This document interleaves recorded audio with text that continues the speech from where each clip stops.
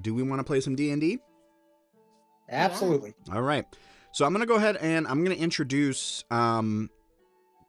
our kind of a little bit of the lore that's involved with Baldur's Gate for those who wouldn't know about Baldur's Gate. And then this is going to be a session 0. So for anybody who's watching, if you're not sure what a session 0 is, really what that is, I mean, it's an intro. It's almost like if you're playing a video game, for instance, it's like the tutorial level, right? When you're first playing the game, you're going to be doing little bits of the actual gameplay itself, but for the most part, it's just learning about the game. Every table of D&D is going to be completely different from the table you had before, right? So a session 0 is kind of essential, at least in my opinion, for even if you know everybody, even if you've gone through everything, and I've played with Clem before. Lawrence, I actually met through Clem, so we've never actually played before together. So, a session 0 is kind of helping lay down, okay, this is how this is going to go going forward. It's the tutorial level. We're going to have a little bit of gameplay that we're going to play tonight, but for the most part, a lot of it's going to be pretty much going over, quickly we're going to go over the rules because all of us kind of understand the rule set. But it's really going to be about getting our characters introduced and getting the actual campaign itself introduced. And, we'll probably get started on some things that can happen in a session 0 as well. But for the most part, again, it's really feeling everybody out and getting to know each other and creating that kind of initial bond. It's the tutorial for a video game, or if you're in the movie industry or the TV industry, it's almost like the first table read, right? So it's going to get us kind of set up. So let's go ahead then, and with that out of the way, for anybody who's watching, if you want to know about the rules, I really go by the scene in Greece when they are racing for the pink slips, and the rules are there ain't no rules. I am a rule of cool DM, so I use kind of a mix of the 5e rule set and the 2024 rule set, which I like to call 5.5e. I don't know why they didn't just call it 5.5e. I don't work for Wizards. No one knows. Everyone I've seen calls it. Yeah, I don't work for Wizards. So, but for the most part, I do a mix of both of those, the 5e and the 2025 or 2024 rule set. Such as, I'm sorry, but if you strike somebody, your other hand's free to drink a health potion. It can be a bonus action. 5e, it was an action. Now it's a bonus action in 2024. So I took the 2024 rule. One of my favorite things is some changes to spells like Cure Wounds. Yeah. That extra D8 makes it a lot more worth it. Well, and I heard too, like in like the druid, for instance, like when the druid's in their beast form. I don't know why I'm saying beast form, but when they change into, when they change, they can still communicate in 2024 as opposed to 5e. For some reason, they can't communicate. And I'm like, why? Oh, that's a role I actually already used. Yeah, I mean that's 2024, and that's what I liked about 2024 is I feel like they incorporated a lot of ones where I saw like common house rules, which I thought was cool. I feel like 2024 they listened to a lot of what people were saying and incorporated it, which was pretty sweet. Some things, from what I've heard from watching various YouTube shorts of people who know DM and have really looked into the 2024 stuff, some of it's definitely best just go back to the 2014 rules. Yeah, I've heard there's some, but for the most part, I do like a lot of the things that they changed.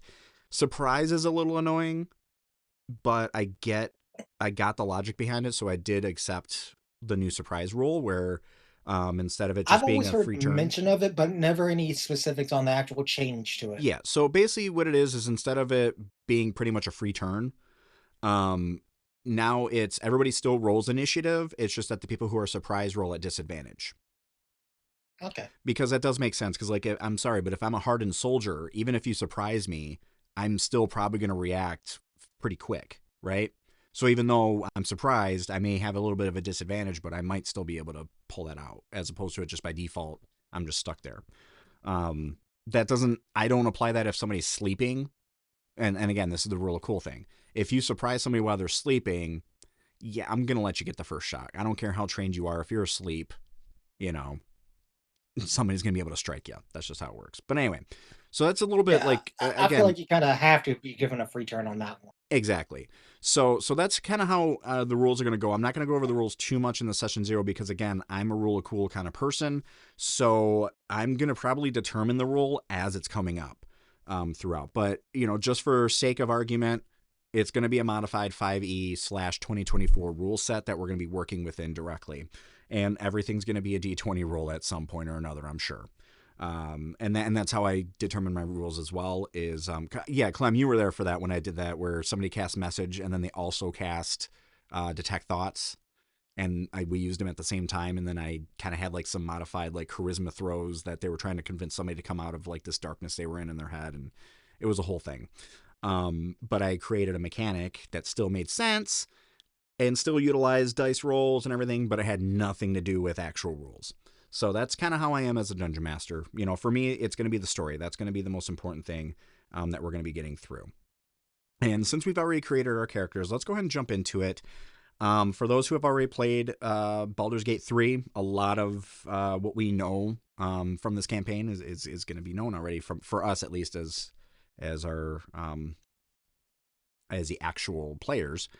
But it's going to be set in Baldur's Gate. So let's go ahead and we'll go over a little bit of the lore. And I'm going to read this actually directly from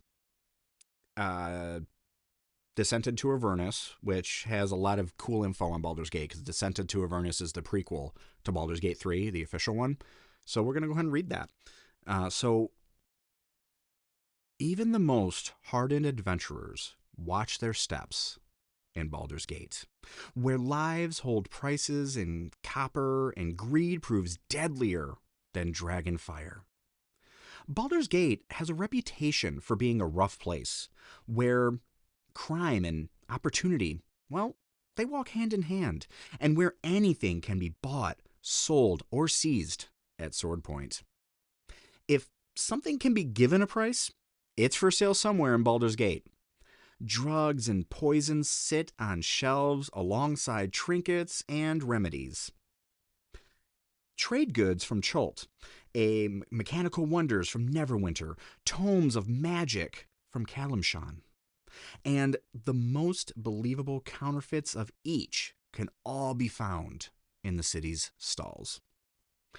The Flaming Fist, a mercenary company paid for by the city, protects residents without the barest hint of civil delicacy.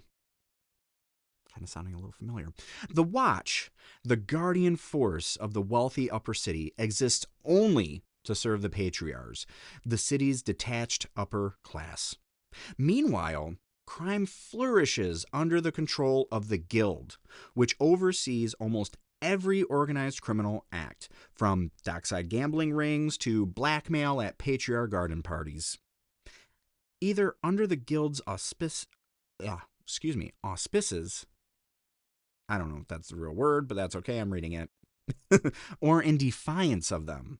Those who cut purses or throats make a decent living in the city, their talents traded as briskly, and often just as openly, as those of any other professional. For all its shadows and dark dealings, Baldur's Gate is not without its lights.